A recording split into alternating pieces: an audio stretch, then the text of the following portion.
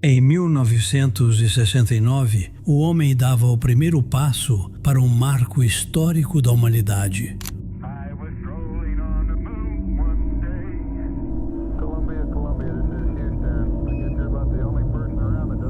O quão longe o dinheiro, a manipulação e a narrativa poderiam cegar uma nação.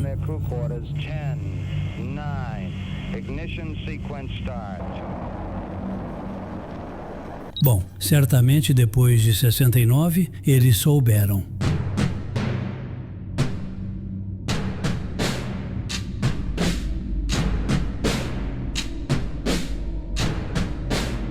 Durante décadas, fomos ensinados a aceitar uma única versão dos fatos. Uma transmissão ao vivo, em preto e branco, imagens granuladas, frases cuidadosamente ensaiadas, e o mundo inteiro acreditando que aquilo representava o maior feito da humanidade.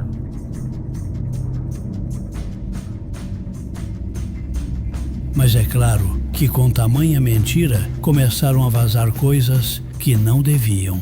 A couple of the images in the moon landing post online. Even the camera equipment looks different. Although the image dos pontos mais ignorados nessa história é o Cinturão de Van Allen, uma região do espaço com níveis extremos de radiação, conhecida antes mesmo das missões Apollo. Documentos técnicos da própria NASA falavam os riscos mortais à vida humana. Ainda assim, fomos levados a acreditar que astronautas atravessaram essa zona perigosa sem consequência nenhuma. São conhecidos como Van Allen, são uma barreira mortal. A exposição Porém, direta outro seria fatal para episódio, qualquer no astronauta mínimo em pouco estranho, tempo. é a ligação telefônica do presidente Richard Nixon diretamente da Casa Branca para a Lua. Uma chamada supostamente ao vivo, estável, clara, sem atrasos perceptíveis. Em uma época em que ligações comuns, dentro do próprio planeta, ainda falhavam com frequência. Bom, talvez eles tenham sorte com coisas impossíveis, não é mesmo? Ou talvez também eles estivessem sendo abençoados, não por Deus, mas por um diretor de Hollywood.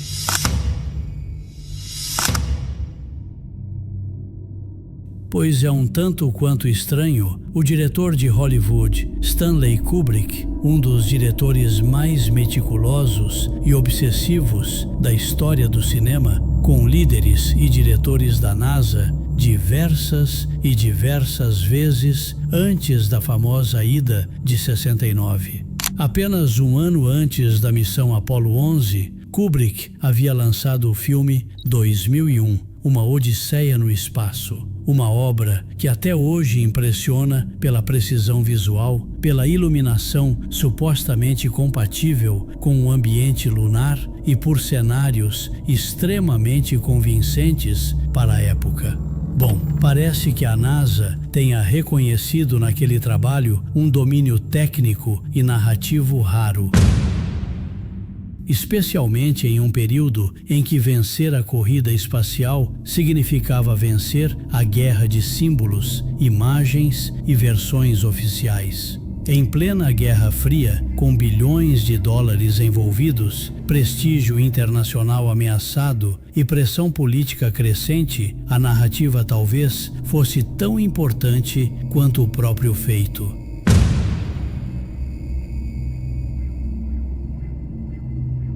A pergunta então deixa de ser por que ir à Lua e passa a ser até onde uma nação estaria disposta a ir para sustentar uma história capaz de unir, convencer e dominar o imaginário do mundo inteiro? Talvez a maior conquista daquele ano não tenha sido chegar à Lua, mas convencer o planeta inteiro de que isso realmente aconteceu. Tem um detalhe nessa suposta ida à Lua que chama a atenção. No começo, ainda nos testes da Apollo 1, o astronauta inicial escolhido para ir à Lua era Gus Grissom, um cara muito respeitado, experiente e ouvido pelos engenheiros. Só que, Quando ele começou a questionar se o programa realmente tinha capacidade de chegar à Lua, isso passou a incomodar gente grande. Gus criticava a pressa, os atalhos técnicos e a diferença entre o que aparecia para o público e o que acontecia nos bastidores. Ele levantava falhas repetidas, improvisos e tratava as zonas de radiação como o cinturão de Van Halen, um risco sério demais para ser ignorado. E aí vem o ponto estranho. Pouco tempo depois de intensificar essas críticas, Gus morre num teste dentro de uma cápsula em chamas, onde ficou mais de 15 minutos trancado. E só abriram a cápsula quando Gus já não estava mais vivo.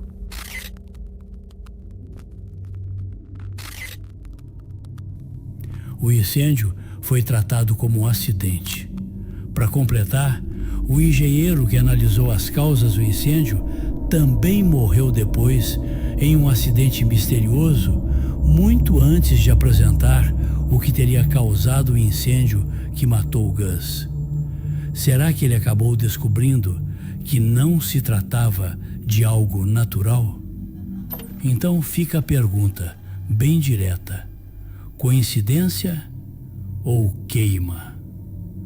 Quem controla a narrativa, controla o que o mundo acredita.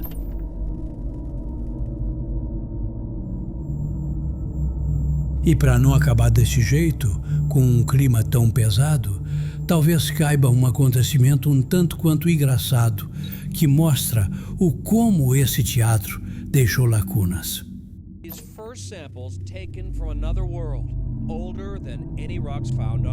Os astronautas teriam trazido o que chamavam de pedras lunares, que são pedras que eles supostamente teriam pegado do solo lunar.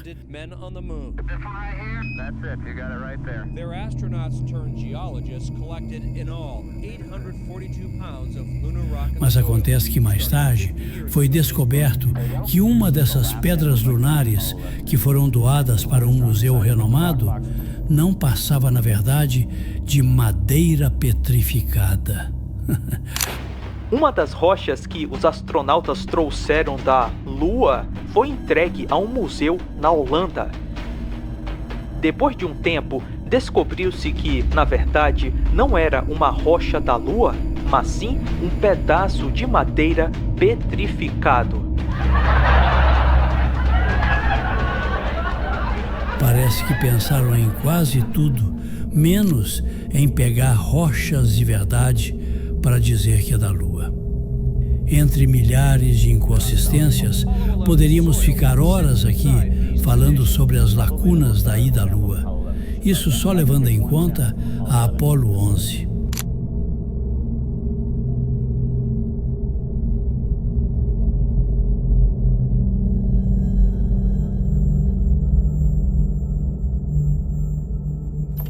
Comente se você quer outro vídeo falando sobre a ida à Lua.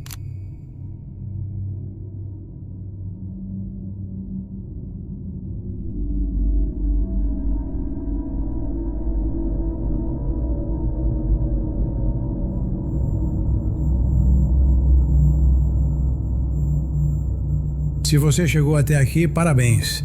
É um dos 5% que despertaram para o que está bem debaixo dos nossos olhos. Acesse nosso site oficial e conheça a nossa biblioteca completa. Um conhecimento valioso aguarda você.